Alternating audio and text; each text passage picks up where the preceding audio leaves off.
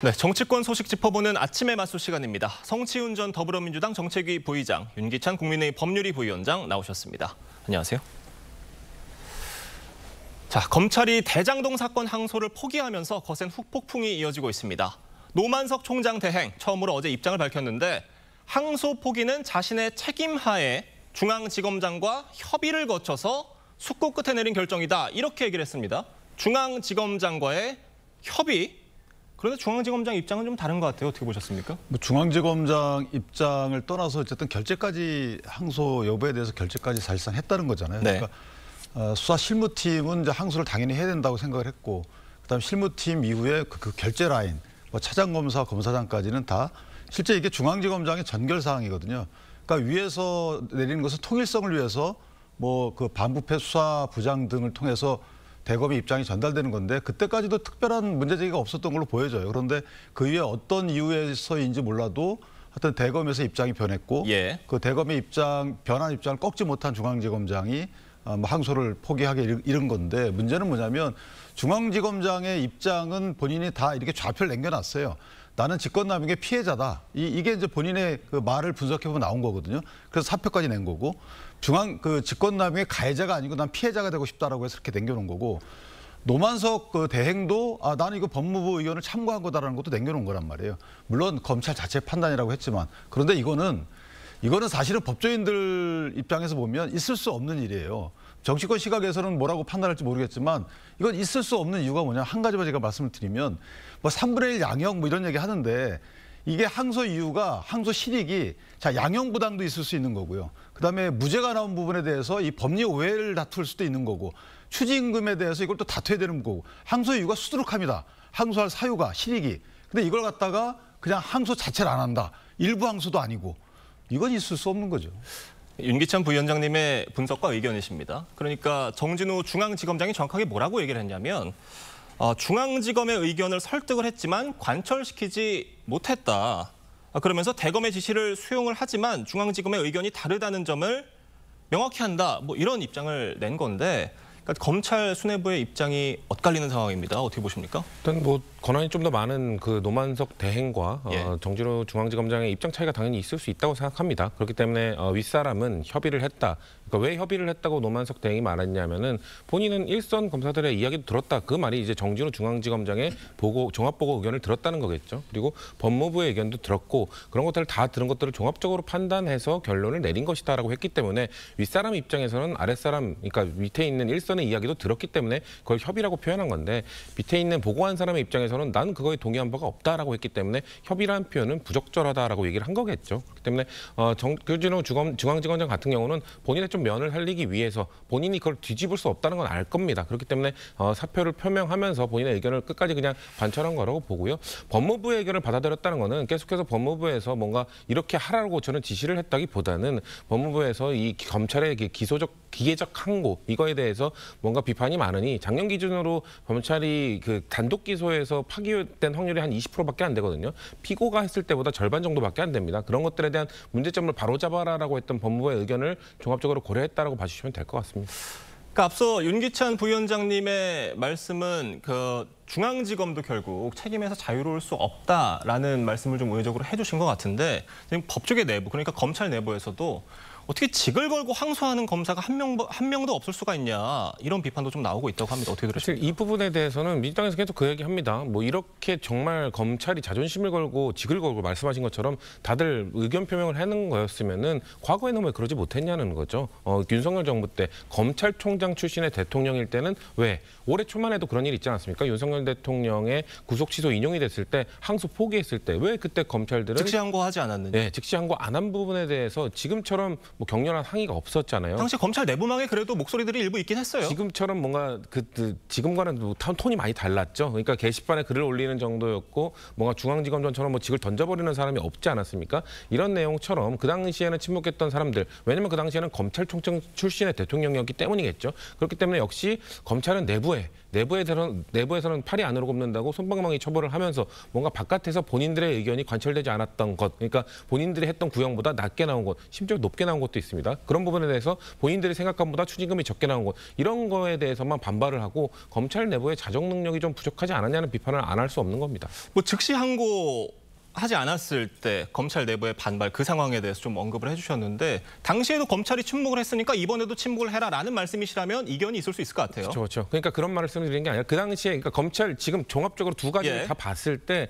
국민들이 느낄 때는 검찰은 내부와 관련된 거, 검찰총장 출신과 관련된 거는 좀 침묵하다가 이번에는 너무 시끄럽게 하는 거 아니냐. 말씀하신 건 둘 다 좀 적극적으로 항의를 했다면 이번 뭔가 이런 항명 같은 내용들이 좀 더 설득력이 있지 않았겠느냐는 말씀을 드리는 겁니다. 알겠습니다. 자, 검찰의 대장동 항소 포기를 놓고 정치권에서도 공방이 이어지고 있습니다. 여야 목소리 들어보겠습니다. 법무부의 의견입니까? 아니면 법무부보다 더 높은 윗선의 압력이 전달된 것입니까? 국회 차원의 긴급 현안 질의를 즉시 열 것을 제안합니다. 또 국정조사부터 신속히 진행함으로써 대장동 비리의 전모를 이번 사태의 본질은 분명합니다. 한 줌도 되지 않는 친윤 정치검찰들의 망동입니다. 대통령님을 겨냥한 조작 수사, 거짓 진술 강요, 억지 기소를 벌였습니다. 재판에서 패하자 반성은커녕 항명으로 맞서고 있습니다. 그러니까 이번 사태에 대한 규정, 의혹 규명 방향은 여야가 지금 완전히 다른데 일단 모두 국정조사를 하자라고 지금 얘기를 하고 있기 때문에 국정조사가 실제로 지금 이루어질 가능성도 좀 있다고 보세요? 근데 국정조사하면 계획서를 써야 되잖아요. 예.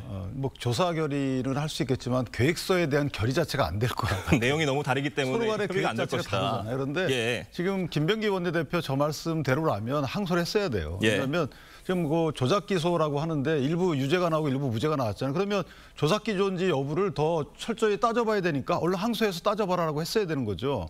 왜냐하면 이 3심까지 가봐야 되는 거기 때문에 저 말씀도 앞뒤가 안 맞는 말씀이고 우리 성 위원장 말씀 중에 이제 즉시 항고를 안 했던 것에 대해서는 그 당시에는 사실 그 헌법재판소에 위헌 결정이 있었잖아요. 그러니까 명분이 있었어요.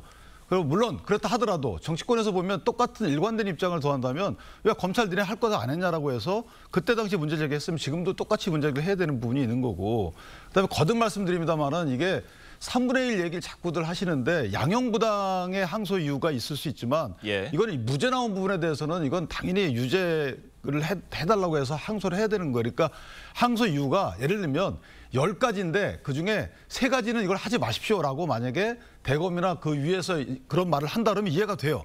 전부 하지 말라는 게 이게 말이 되냐 이 말이에요. 이게 항소 실익이 상당수가 있는데 분석을 여러분들이 하겠지만 그 항소 실익이 6, 7가지 중에 예. 한 3가지 정도는 이거 하지 마십시오. 뭐 이게 있을 수 있어요.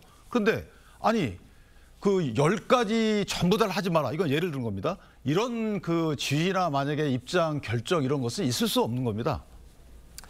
알겠습니다. 지금 국민의힘에선 항소 포기에 윗선이 개입했다 이런 의혹을 제기를 하고 있습니다. 그도 그럴 것이 노만석 검찰총장 대행의 입장문을 보면 법무부의 의견이라는 그 얘기가 들어가 있고 지금 이런 점들에 비추어서 국민의힘에서는 법무부에서 좀 외압을 가한 게 아니냐 그리고 그 윗선도 있는 게 아니냐 이런 의혹인 것 같아요. 즉 국민의힘은 결국 법무부, 그러니까 정성호 법무부 장관이 압박이 한 거 아니냐라는 지금 얘기를 하고 있는 거고 그 윗선에는 또 이재명 대통령이 있는 거 아니냐 이런 식으로 좀 음모론까지 저는 치닫고 있다고 보는데요. 글쎄요, 저는 그렇게 보지 않는 이유가 예. 이번 이 항소 포기로 인해서 이재명 대통령이 얻는 정치적 실익이 있었나요? 오히려 지금 이렇게 뉴스에서 검찰의 항소 포기에 대해서 대대적으로 다루면서 마치 이재명 대통령이 재판을 회피하는 듯한 이미지를 주면서 정치적으로는 안 좋은 이미지를 주고 있거든요. 근데 우리가 이 재판 판결이 나왔을 때 판결에 대한 내용을 다룰 때 충분히 이야기를 국민들께 드렸습니다만 내용에서는 성남시의 수뇌부 뭐 연결이 됐을 수 있다. 뭐 성남시장은 모르고 수용했을 가능성이 있다. 뭐 이런 얘기만 나와있지. 결국 이재명 대통령 재판을 지금 중지되어 있지만 재판이 여전히 살아있지 않습니까? 그 재판과 관련돼서는 전혀 판단을 내리지 않았어요. 그러니까 수뇌부가 이재명 시장이 알았느냐, 수뇌부는 어떻게 알고 어떻게 뭔 개입을 했느냐 이거는 다 별개의 재판입니다. 그렇기 때문에 이들의 재판에 대해서 뭔가 지금 항소 포기된 것이 이재명 대통령을 위해서 법무부 장관이 압박을 했다? 저는 이건 논리적으로 맞지 않다고 보고요. 예. 그리고 지금 재판이 끝난 게 아니잖아요. 왜냐하면 피고들이 항소를 했기 때문에 또 재판은 진행이 됩니다. 그렇기 때문에 이거에 대해서 재판을 없애버렸다라고 말하는 것 또한 논리적으로 맞지 않다고 말씀드립니다. 근데 이제 이런 게 있어요. 물론 이제 그 직접적 연관은 없죠. 그런데 예. 저는 정치권 민주당에서 특히 평 자체가 이해가 안 되는 부분이 이게 자제다. 항소권을 자제다라고 하는데 김만배 씨 등의 이런 그 대장동 일당들이 벌인 행위에 대해서 평가는 안 좋게 할 거 아니에요. 그죠? 성남시의 공익을 침해한 부분이기 때문에 예. 그 공익을 환수해야 되고 어쨌든 안 좋은 평가를 받는 분들이에요. 그럼 거기에 대해서 옹호적인 결과론적으로 옹호할 수 있는 이런 논리를 피우면 안 되는 거죠. 그러니까 이거 여기에 대해서 예를 들어서 뭐 항소 자제 방침을 따랐기 때문에 항소 그대로 한 것을 옹호한다 이런 게 아니고 뭔가 이면이 없지 않는 한 이 김만배 씨 등에게 이익이 돌아갈 그런 정도 평은 안 맞다는 거고 이재명 대통령 재판이 중단돼 있지만 실제 직접적인 연관은 없지만 크게 연관이 있어요. 왜냐하면 여기서 지금 특정 경제범죄 그 가중처벌법에 따른 만약에 그 죄가 적용이 됐다면 이득액이 50억 이상이면요. 그러면 살인죄하고 똑같이 무기 또는 5년 이상의 징역이에요. 예. 근데 그게 아니고 만약에 업무상 배임이 지금 인정된 것처럼 그 10년 이하입니다. 엄청난 차이가 있는 거예요. 그러면 이재명 대통령은 사실상의 대장동 현 재판 진행됐던 거하고 공범이 위치해 있거든요. 사실상. 그러면 나중에 만약에 이재명 대통령에 대해 재판이 재개돼서 재판을 받게 되면 그 이상 안 나오는 거예요. 공범들은 같은 공범들 특히 주범들은 저렇게 처벌을 저 정도 범위 내에서 받았는데 이재명 대통령에 대해서 다른 법을 적용할 수 있을까요? 그 사실상 그런 결론이 안 나기 때문에 실제 강력히 연결돼 있다. 이게 맞는 거죠. 자, 윗선 개입 의혹을 주장하는 국민의힘과 정성호 법무장관 목소리 들어보겠습니다. 저는 평상시도 법무부 장관이 검찰총장을 통해서라도 구체적 사건에 지휘하는 것은 적절치 않다는 생각을 갖고 의원 활동을 해왔고요. 이 모든 상황을 지시하고 지휘한 것으로 외관상 보이는 정성호 법무부 장관은 즉각 사퇴해야 할 것입니다. 이재명 대통령의 5개 재판 즉시 재개할 것을 촉구합니다. 정성호 법무부 장관이 오늘 출근길에 약식 회견을 가진다고 하는데 도어 스태핑 형식인 것 같습니다. 여러 가지 의혹에 대해서 입장을 밝힐 수밖에 없을 것 같아요. 어떻게 보세요? 근데 저는 입장을 밝힐 수 있는 그 상황이 아니에요. 왜냐하면 본인이 딜레마에 빠진 거죠. 예를 들어 나 지시하지 않았다 하더라도 그러면 대검이나 대검 자체에서 판단했다고 쳐요. 그럼 대검에서 만약에 저렇게 공익에 환수할 수 있는 가능성을 잃은 스스로 포기한 그 결정을 할 때 법무부는 뭐 했습니까? 법무부는 이거 항소해라라고 했어야 되는 거예요. 특히나 추징금 관련돼서 예. 이해충돌방지법 관련해서는 이거 항소해서 다퉈야지만 성남시에서 현재 민사소송도 하고 있단 말이에요. 그 민사소송에 지대한 영향을 미치는 겁니다. 그다음에 이미 2천억 정도의 추징 보전이 돼 있는데 아니 추징 보전은 가압류돼 있는 거죠. 가압류 2천억이 돼 있어요. 근데 그것마저도 환수할 수 있는 기회를 스스로 포기했다? 그럼 법무부 장관이 공익 수호의 입장에서 저거는 해라라고 했어야 되는 거죠. 그럼 직무유기든 직권남용이든 둘 중에 하나 아니겠어요? 그러니까 이 이슈 관련한 여러 가지 질문을 받더라도 제대로 된 답변을 하지 못할 것이다라는 말씀이세요. 어떻게 보십니까? 일단 10시 30분에 도어 스태핑을 통해서 어떤 예. 입장을 밝힐지 좀 들어봐야 된다라는 생각이 있고요. 예. 일단 법무부 장관 입장에서는 나는 이 일반적인 이야기들 제가 아까 말씀드린 것처럼 검찰의 이 기계적 항소에 대한 이 작년 통계가 분명히 있고요. 작년 통계뿐만 아니라 이게 상당히 오랜 기간 동안 축적되어 온 검찰의 기계적 항소에 대한 비판과 관련된 자료들이 있습니다. 그거에 대해서 정성호 법무부 장관이 취임하자마자 그런 거에 대해서 언급을 하셨기 때문에 나는 그런 원론적인 이야기들을 한 것이다. 각계 재판에 대해서 일개 재판에 대해서 내가 특별한 지시를 한 적이 없다라는 입장을 좀 표명할 것으로 예상이 되고요. 아마 도어 스태핑이기 때문에 기자들의 추가 질문이 있지 않겠습니까? 예. 아마도 기자들이 하는 질문에 대해서 정성호 법무부 장관은 저는 답변을 회피하지 않고 답변을 하실 거라고 봅니다. 그리고 다만 그런 건 있습니다. 아까 그 변호사님께서 말씀하신 것처럼 저희가 이 범죄 집단을 옹호하는 건 아닙니다. 다만 저희도 범죄 집단에 대해서 이 사람들이 얻은 이익 전부 다 100% 7천억이다 이런 주장들을 하시는데 100% 환수해버리면 좋겠죠. 근데 법리파상으로 볼 때 그런 게 아니지 않습니까? 이들이 민간업자들이 얻은 이익 모두를 환수할 수 있는 게 아니라 불법적으로 한 부분에 대해서만 환수를 해야 되는 겁니다. 그렇기 때문에 지금 1심 법원은 그게 한 1,100억 원 정도 된다라고 판단을 한 거고 이 추징은 지금 한 1,100억이 다 안 되죠. 그 나머지 부분은 사실 이번 재판을 통해서 추징할 수 있는 금액이 아닙니다. 아까 변호사님께서 말씀하신 성남시가 민사소송을 통해서 지금 받아내려고 하는 돈이 아마 그 1,100억 주 중에 나머지 한 600억 원 정도 되는데요. 그 부분은 그 민사소송을 통해 전 충분히 받아낼 수 있는 금액이라고 보기 때문에 그런 것들을 다 포기했다, 뭐 또 환수할 수 있는 기회를 다 사라지게 했다. 그 부분에는 저는 일정 부분 동의할 수 없는 부분이 있다고 말씀드립니다. 다만 검찰은 항소심에서 이 추징액 부분에 대해서 치열하게 다툼을 할 것으로 보였는데 지금 그 기회가 완전히 사라졌다는 게 문제인 것 같아요. 근데 그게 가장 큰 문제예요. 그러니까 예를 들어서 양형부당에 대해서 성 위원장이나 민주당의 주장대로 그럴 수 있어요. 양형부당은 뭐 항소 기준에 부합하지 않기 때문에 그건 안 할 수 있죠. 그런데 무죄가 유죄로 바뀌게 되면 양형도 바뀌는 거기 때문에 무죄난 부분에 대해서 당연히 항소했어야 되고요. 특히나 추징 관련해서 이해충돌법 위반, 이건 뭐 공소유가 지났다는 거거든요. 근데 그거는 시효의 기산점에 관련돼서 다툼이 있단 말이에요. 그러면 그 다툼의 여지가 있다면 그걸 다툴 수 있는 기회를 줘야 되는 거죠. 왜? 이거 7,800억 정도의 그 국고 어떻게 보면 공공의 이익이 지금 상실된 거잖아요. 남한테 간 거잖아요. 이상한 사람들에 간 거기 때문에. 아니 그거를 환수할 기회를 스스로 포기한다? 있을 수 없는 거죠. 가능성이 1%라도. 이걸 항소했어야 되는 거죠. 추징 관련 분야에서만큼은. 그러니까 아까 제가 말씀드렸는데 6, 7개의 항소 실익이 있는데 그중에 뭐 정치권에서 얘기하는 여러 가지 인권 관련된 문제 다 좋아요. 그런데 그중에 단 하나만이라도 이해충돌법 위반 여부에 대해서만이라도 추징과 직결되기 때문에 이걸 항소했어야 되는 거죠. 근데 이것까지 항소를 만약에 못하게 결정했다, 막았다? 이건 문제가 있는 거예요. 알겠습니다. 다음 소식으로 넘어가 보겠습니다. 정부의 11호 대책, 부동산 대책을 둘러싸고 9월 통계를 고의로 누락했다는 논란이 커지고 있습니다. 지난주 예결위에서 김윤덕 장관과 야당 의원이 거친 설전을 벌이기도 했는데 그 모습 먼저 보겠습니다. 10월 13일 날 오후 4시에 이 9월 주택가격 통계 받으신 거 맞죠? 13일 날 오전에 이미 행정 절차에 대한 준비에 착수한 겁니다. 자, 경주 통계와 통계 활용에 대한 신뢰가 완전 떨어집니다. 국민들이 이거 진짜 무슨 더불어민주당 정권에는 통계 조작 DNA가 있냐? 이거 어떻게 있냐? 말 조심하세요. 국토부 공무원들이 다 지금 조사받고 수사받고 있어요. 그런데 왜 또 통계를 조작합니까? 국토부 공무원이 바보입니까? 그게 통계 조작이지 뭐가 통계 조작입니까? 의원님 목소리 크다고 진실이 규명되는 게 아닙니다. 목소리는 두 분 다 크셨던 것 같은데요.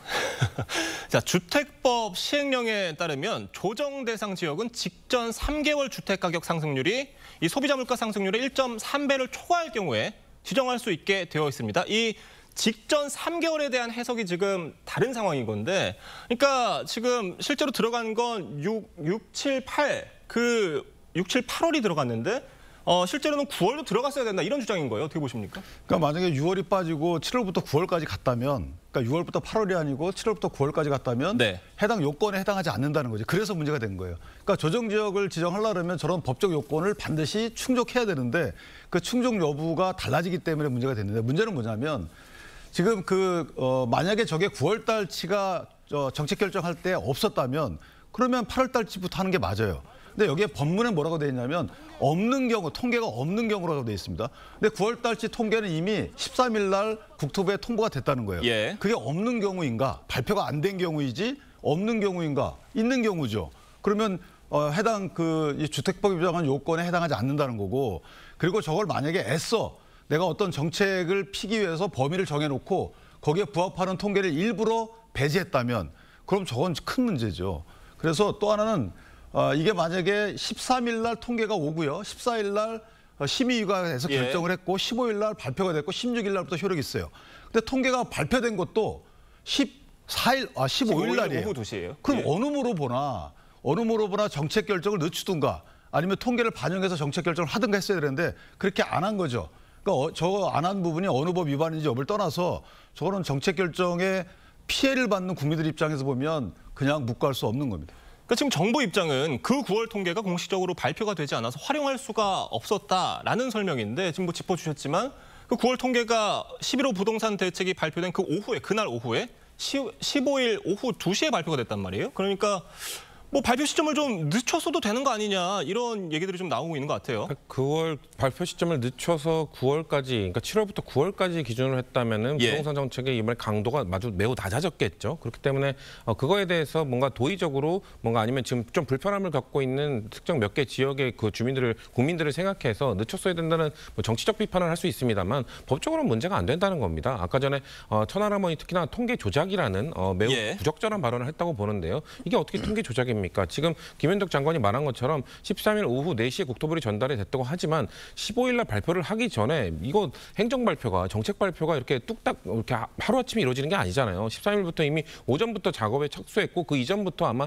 대통령실과 어떤 방향으로 할지에 대한 논의는 이미 끝났을 겁니다. 그거에 대해서 구체적인 내용을 하는 과정이 이미 들어가는데 그 결과를 다르게 할 수 있는 조작 그 통계 결과가 나왔다고 해서 그게 전달됐다고 해서 갑자기 발표하기 직전에 이걸 바꿔버리면은 혼란을 줄 수 있고 그 지금 하고자 하는 강한 대책을 통해서 풍선 효과를 막고 서울 전체를 묶겠다는 그 대통령실과 이 정부의 의지가 꺾일 수 있는 것이거든요. 그렇기 때문에 저는 이거에 대해서는 법적인 문제는 없다 하지만 말씀하신 것처럼 불편함을 겪고 있는 국민들에 대해서는 좀 불편한 마음이나 유감에 표명할 수 있습니다만 그 정부의 정책 의지 이거는 사실 정책 의지가 어떻게 실현될지는 이 연말 이번 달이면 다음 달에는 공급 대책이 나와야 시너지가 날 것이거든요. 그렇기 때문에 그 이전까지는 이런 비판에 대해서는 정부가 좀 감수해야 된다고 저는 생각합니다. 근데 이게 사실 저희가 너무 행정 편의적으로 생각하는 거예요. 왜냐하면 지금 행정의 목적은 있죠. 정부도 행정의 목적 달성을 위해서 광범위한 규제 지역을 만든 거죠. 그런데 이 행정의 목적 이면에는 국민의 기본권이 침해됩니다. 재산권 행사가 침해되기 때문에 법률로 만들어서